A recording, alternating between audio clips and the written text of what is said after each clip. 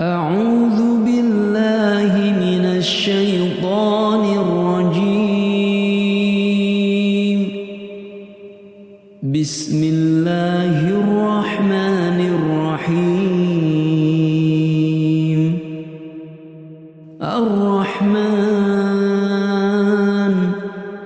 علم القرآن خلق الإنسان علمه البيان. الشمس والقمر بحسبان والنجم والشجر يسجدان والسماء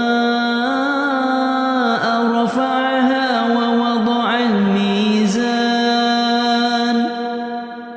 ألا تطغوا في الميزان وأقيموا الوزن بالقسط ولا تخسروا الميزان. والأرض وضعها للأنام فيها فاكهة والنخل ذات الأكمام والحب ذو العصف والريحان. فبأي آلاء ربكما تكذبان؟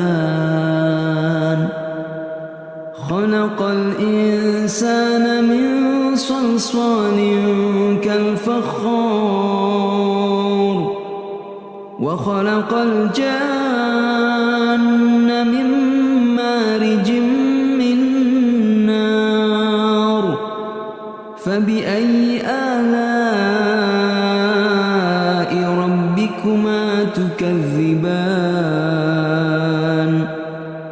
رب المشرقين ورب المغربين. فبأي آلاء ربكما تكذبان؟ مرج البحرين يلتقيان بينهما برزخ لا يبغيان. فبأي آلاء ربكما تكذبان؟ يخرج منهما اللؤلؤ والمرجان. فبأي آلاء ربكما تكذبان؟ وله الجوار المنشآت في البحر كالأعلام.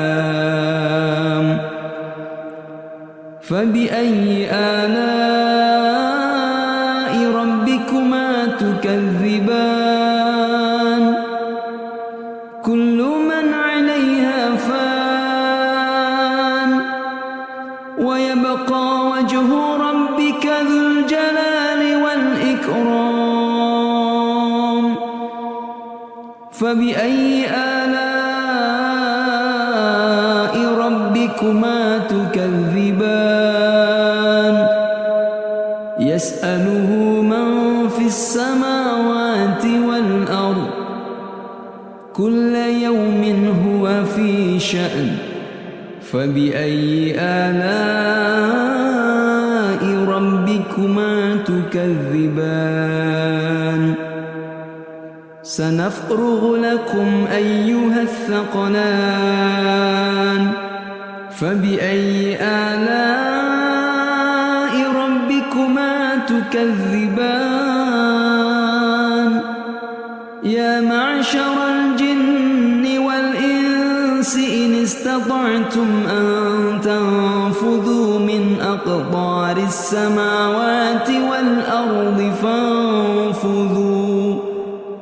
لا تنفذون إلا بسلطان. فبأي آلاء ربكما تكذبان؟ تكذبان يرسل عليكما شواظ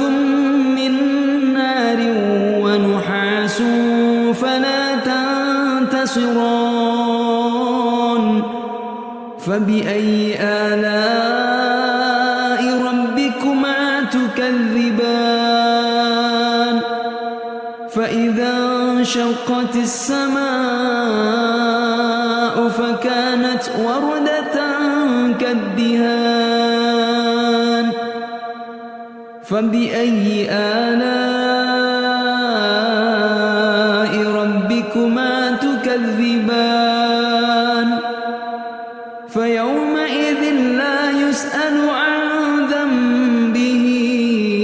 إنس ولا جان فبأي آلاء ربكما تكذبان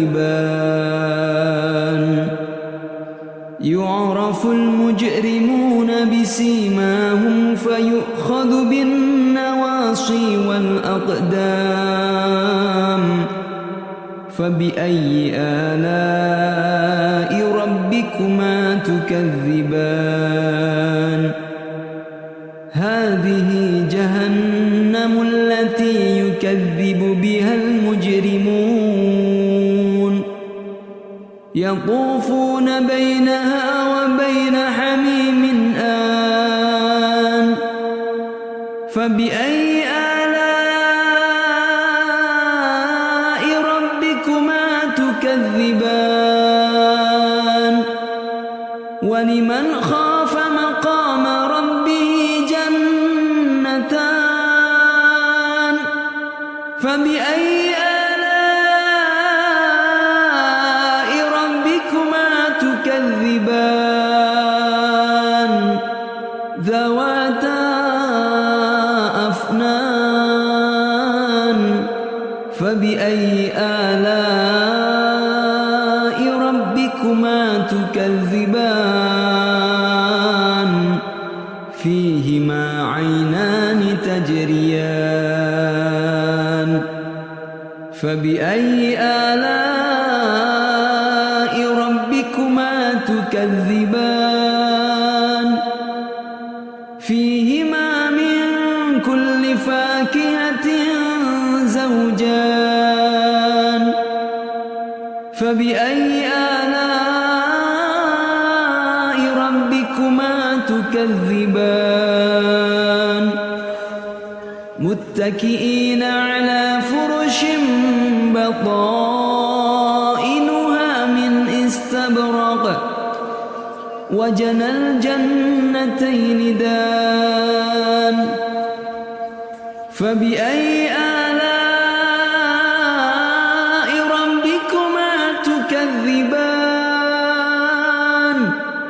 فيهن قاصرات الطرف لم يطمثهن إنس قبلهم ولا جان فبأي آلاء ربكما تكذبان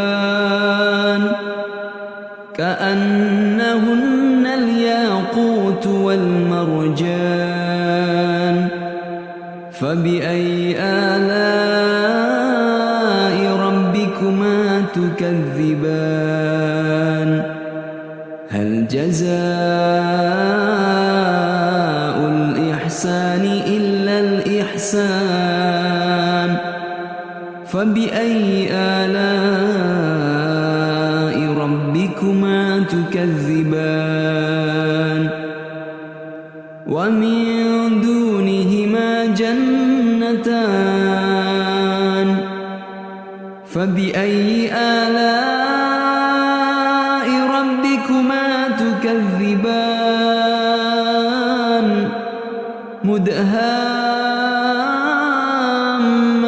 مدهامتان فبأي آلاء ربكما تكذبان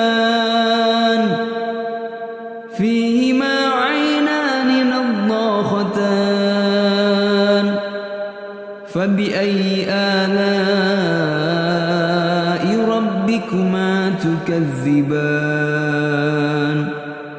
فيهما فاكهة ونخل ورمان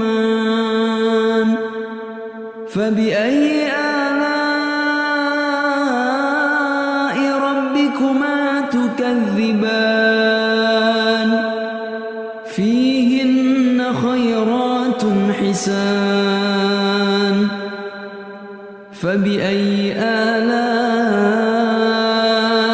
ربكما تكذبان حور مقصورات في الخيام فبأي آلاء ربكما تكذبان لم يطمثهن إنس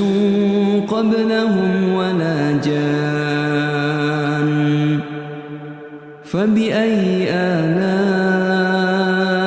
ربكما تكذبان متكئين على رفرف خضر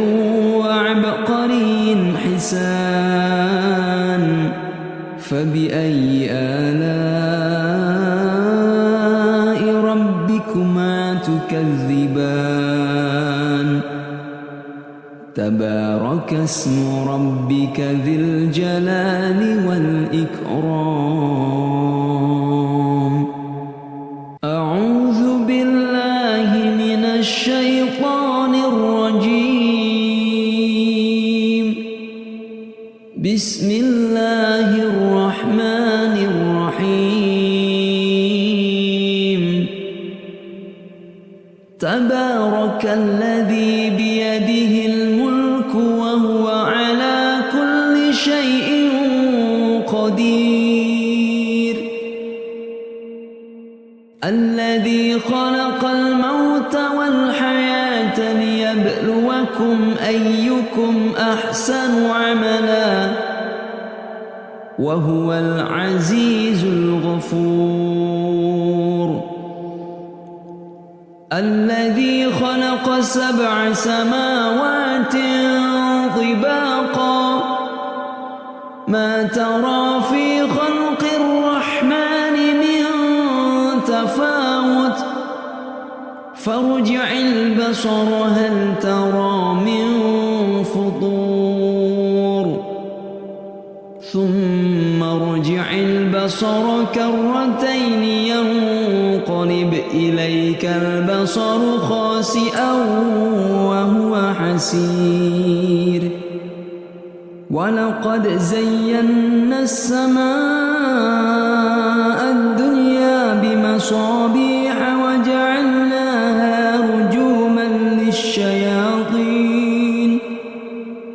رجوما للشياطين وأعتدنا لهم عذاب السعير وللذين كفروا بربهم عذاب جهنم وبئس المصير إذا ألقوا فيها سمعوا لها شهيقا وهي تفور تكاد تميز من الغيظ كلما ألقي فيها فوج سألهم خزنتها ألم يأتكم نذير قالوا بلى قد جاءنا نذير فكذبنا وقلنا ما نزل الله من شيء إن أنتم إلا في ضلال كبير وقالوا لو كنا نسمع أو نعقل ما كنا في أصحاب السعير فاعترفوا بذنبهم فسحقا لأصحاب السعير إن الذين يخشون ربهم بالغيب لهم مغفرة وأجر كبير وأسروا قولكم أو اجهروا به إنه عليم بذات الصدور ألا يعلم من خلق وهو اللطيف الخبير هو الذي جعل لكم الأرض ذلولا فامشوا في مناكبها وكلوا من رزقه وإليه النشور أم أمنتم من في السماء أن يخسف بكم الأرض فإذا هي تمور أم أمنتم من في السماء أن يرسل عليكم حاصبا فستعلمون كيف نذير ولقد كذب الذين من قبلهم فكيف كان نكير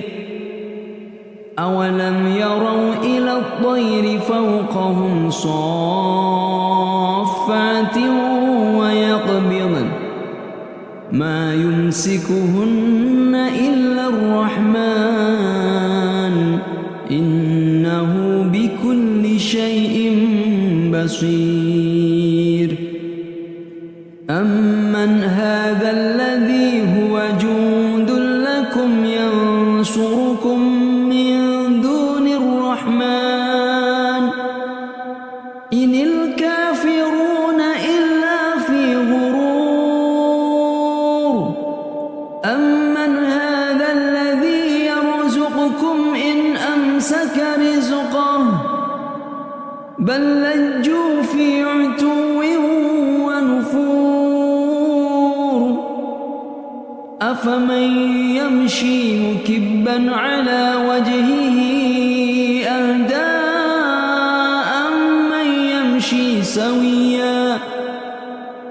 أمن يمشي سويا على صراط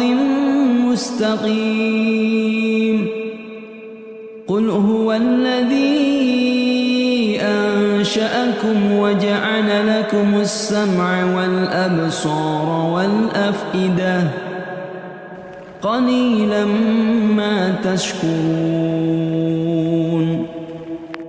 قل هو الذي ذرأكم في الأرض وإليه تهشرون ويقولون متى هذا الوعد إن كنتم صادقين قل إنما العلم عند الله وإنما أنا نذير مبين فلما رأوه زلفة سيئت وجوه الذين كفروا وقيل هذا الذي كنتم به تدعون قل أرأيتم إن أهلكني الله ومن معي أو رحمنا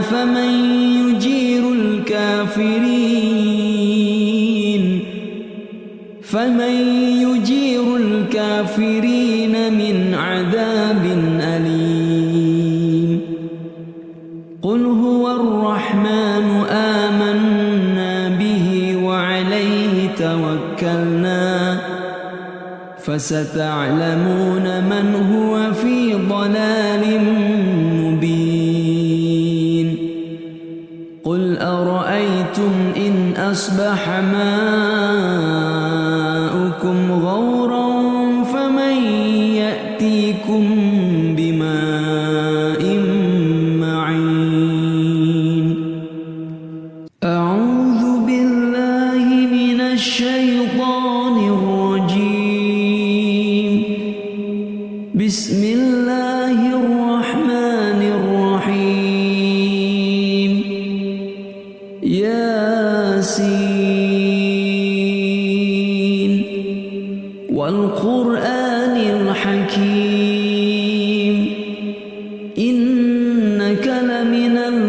المرسلين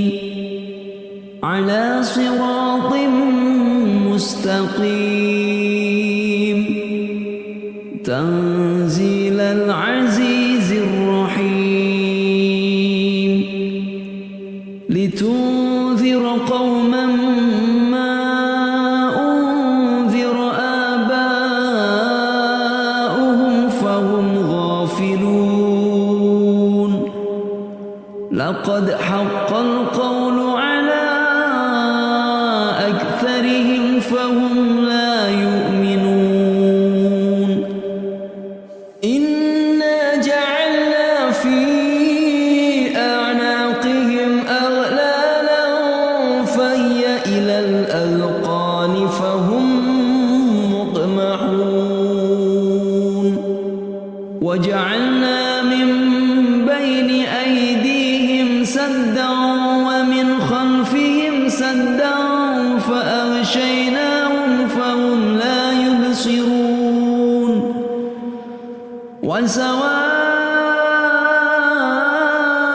عليهم أأنذرتهم أم لم تنذرهم لا يؤمنون إنما تنذر من اتبع الذكر وخشي الرحمن بالغيب فبشره بمغفرة وأجر كريم إنا نحن نحيي الموتى ونكتب ما قدموا وآثارهم وكل شيء أحصيناه في إمام مبين واضرب لهم مثلا أصحاب القرية إذ جاءها المرسلون إذ أرسلنا إليهم اثنين فكذبوهما فعززنا بثالث فقالوا إنا إليكم مرسلون قالوا ما أنتم إلا بشر مثلنا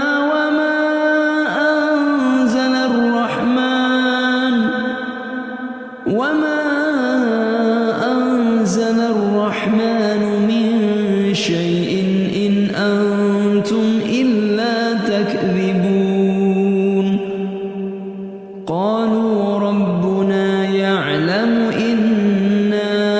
إليكم لمرسلون وما علينا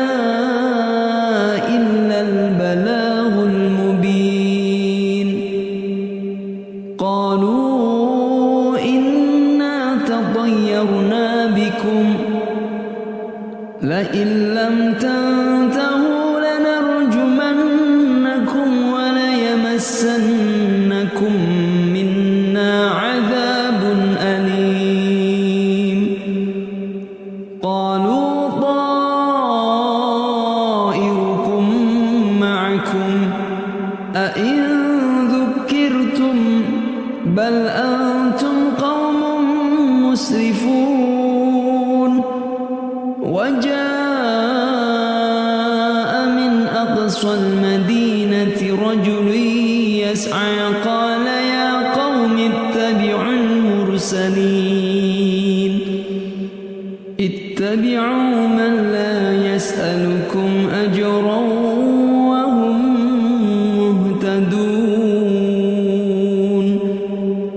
وما لي لا أعبد الذي فطرني وإليه ترجعون أأتخذ من دونه آلهة إن يردني الرحمن بضر لا تغن عني شفاعتهم شيئا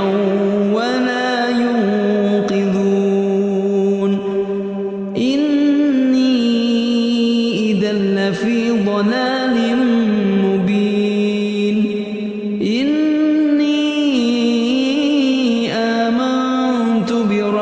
ربكم فاسمعون قيل ادخل الجنة قال يا ليت قومي يعلمون بما غفر لي ربي وجعلني من المكرمين وما أنزلنا على قومه من بعده من جود من السماء وما كنا منزلين إن كانت إلا صيحة واحدة فإذا هم خامدون يا حسرة على العباد ما يأتيهم من رسول إلا كانوا به يستهزئون ألم يروا كم أهلكنا قبلهم من القرون أنهم إليهم لا يرجعون وإن كل لما جميع لدينا محضرون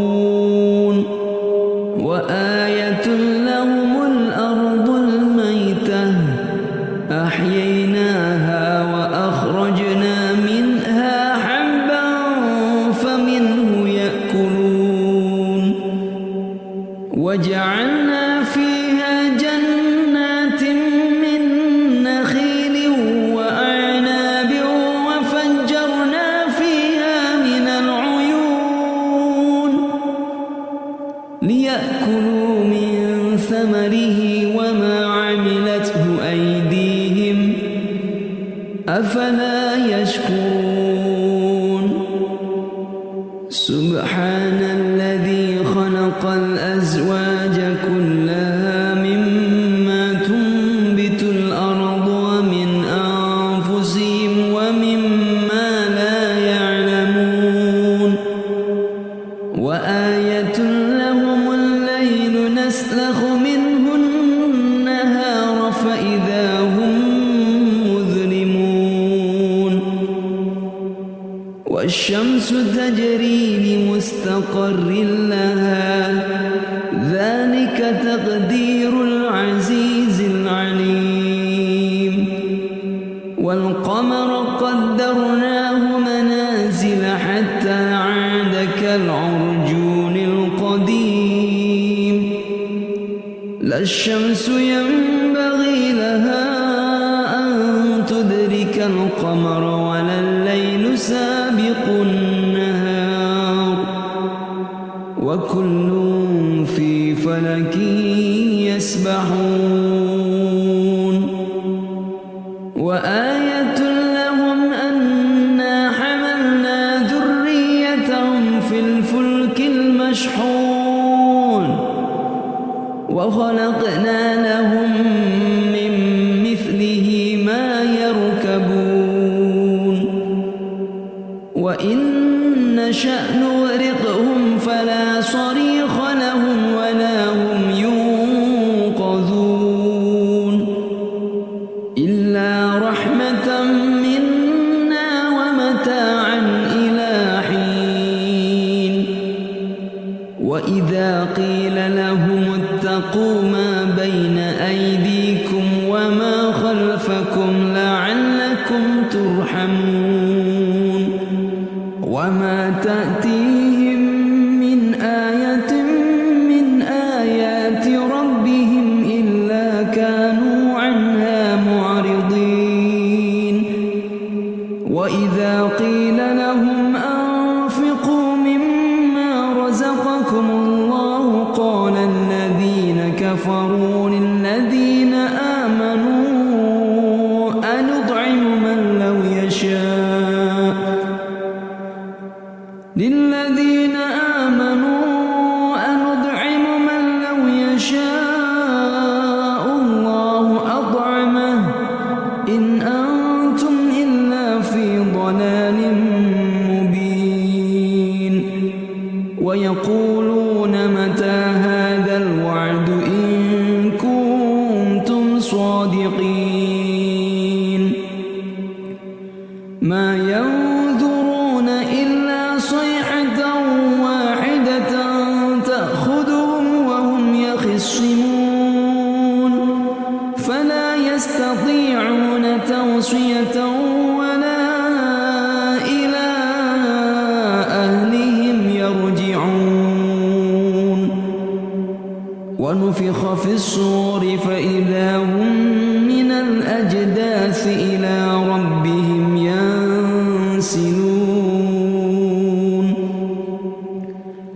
قالوا يا ويلنا من بعثنا من مرقدنا هذا ما وعد الرحمن وصدق المرسلون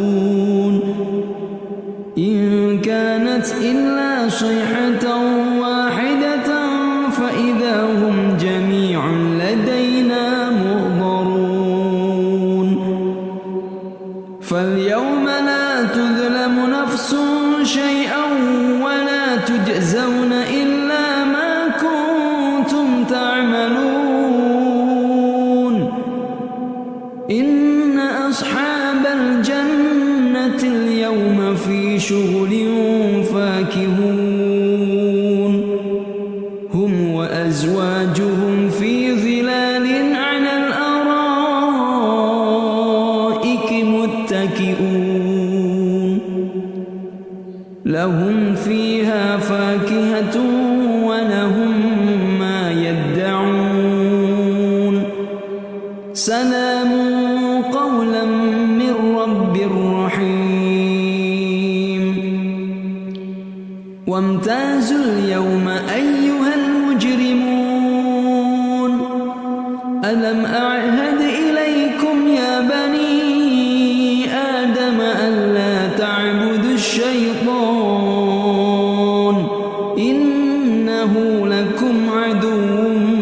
مبين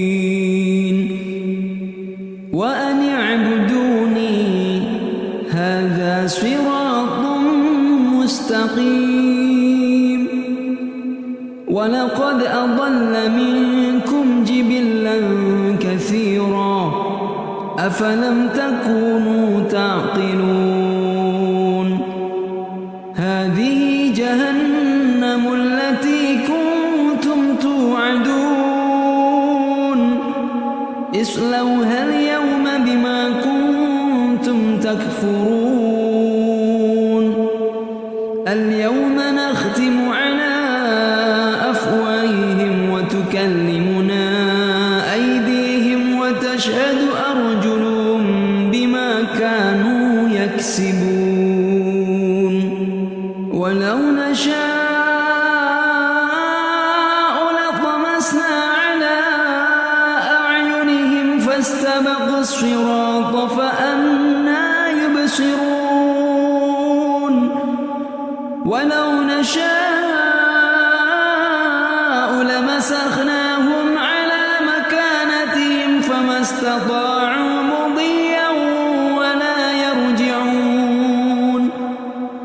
ومن نعمره ننكسه في الخلق أفلا يعقلون وما علمناه الشعر وما ينبغي له إن هو إلا ذكر وقرآن مبين لينذر من كان حيا ويحق القول على الكافرين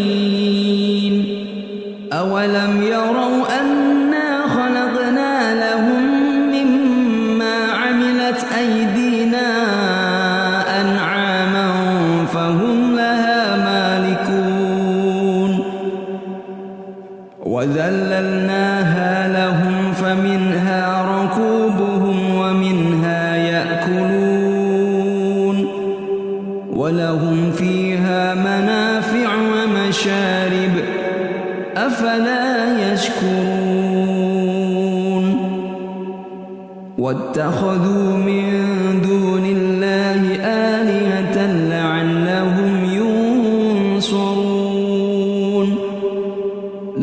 يستطيعون نصرهم وهم لهم جند محضرون فلا يحزنك قولهم إنا نعلم ما يسرون وما يعلنون أولم ير الإنسان أنا خلقناه من نطفة فإذا هو خصيم مبين وضرب لنا مثلا ونسي خلقه قال من يحيي العظام وهي رميم قل يحييها الذي أنشأها أول مرة وهو بكل خلق عليم الذي جعل لكم من الشجر الأخضر نارا فإذا أنتم منه توقدون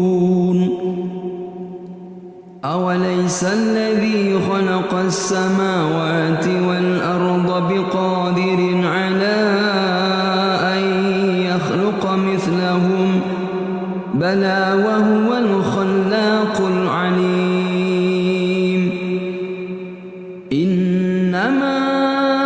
أمره إذا أراد شيئا أن يقول له كن فيكون فسبحان الذي بيده ملكوت كل شيء وإليه ترجعون أعوذ بالله من الشيطان الرجيم بسم الله الرحمن الرحيم إذا وقعت الواقعة ليس لوقعتها كاذبة خافضة رافعة إذا رجت الأرض رجا وبست الجبال بسا فكانت هباء منبثا وكنتم أزواجا ثلاثة فأصحاب الميمنة ما أصحاب الميمنة وأصحاب المشأمة ما أصحاب المشأمة والسابقون السابقون أولئك المقربون في جنات النعيم ثلة من الأولين وقليل من الآخرين على سرر موضونة متكئين عليها متقابلين يطوف عليهم ولدان مخلدون بأكواب وأباريق وكأس من معين لا يصدعون عنها ولا ينزفون وفاكهة مما يتخيرون ولحم طير مما يشتهون وحور عين كأمثال اللؤلؤ المكنون جزاء بما كانوا يعملون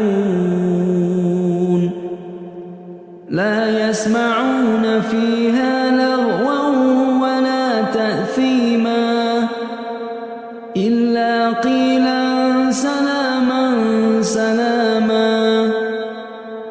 وأصحاب اليمين ما أصحاب اليمين في سدر مخضود وطلح منضود وظل ممدود وماء مسكوب وفاكهة كثيرة لا مقطوعة ولا ممنوعة وفرش مرفوعة إنا أنشأناهن إنشاء فجعلناهن أبكارا عربا أترابا لأصحاب اليمين ثلة من الأولين وثلة من الآخرين وأصحاب الشمال ما أصحاب الشمال في سموم وحميم وظل من يحموم لا بارد ولا كريم إنهم كانوا قبل ذلك مترفين وكانوا يصرون على الحنث العظيم وكانوا يقولون أئذا متنا وكنا ترابا وعظاما أئنا لمبعوثون أو آباؤنا الأولون قل إن الأولين والآخرين لمجموعون إلى ميقات يوم معلوم ثم إنكم أيها الضالون المكذبون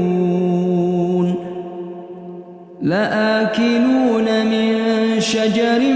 من زقوم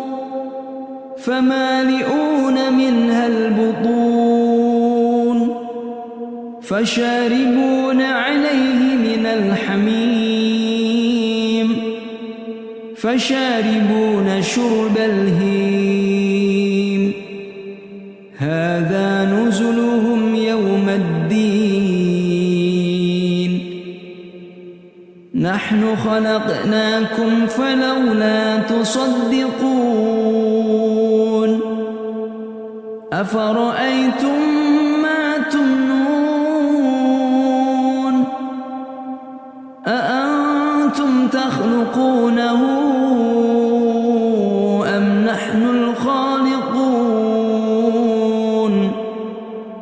نحن قدرنا بينكم الموت وما نحن بمسبوقين على أن نبدل أمثالكم وننشئكم فيما لا تعلمون ولقد علمتم النشأة الأولى فلولا تذكرون أفرأيتم ما تحرثون أأنتم تزرعونه أم نحن الزارعون لو نشاء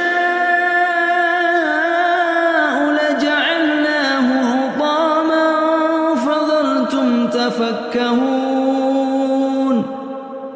إنا لمغرمون بل نحن محرومون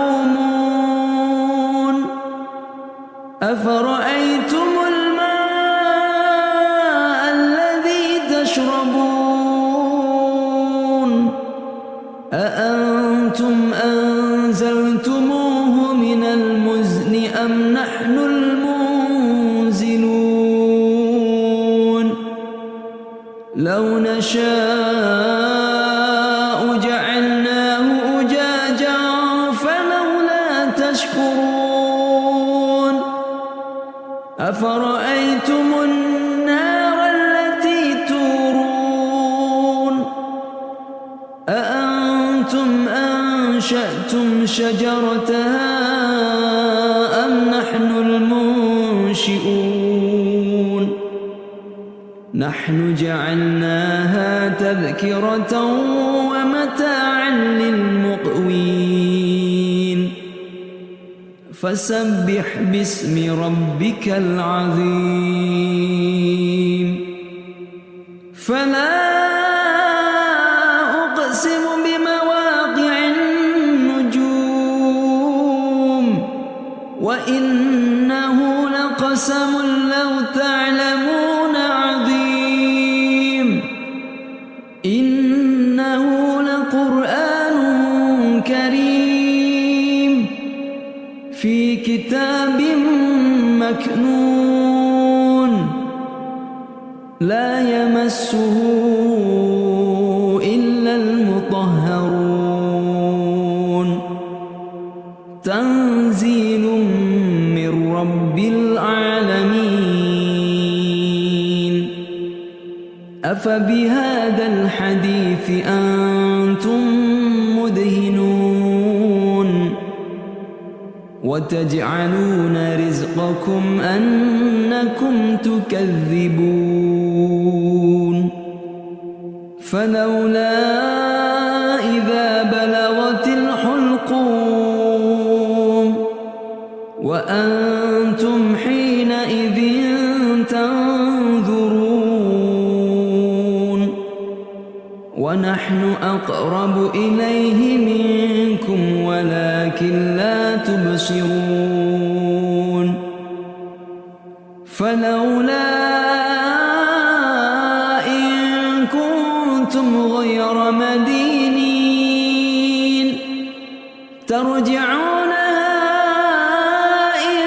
كنتم صادقين فأما إن كان من المقربين فروح وريحان وجنة نعيم وأما إن كان من أصحاب اليمين فسلام لك من أصحاب اليمين وأما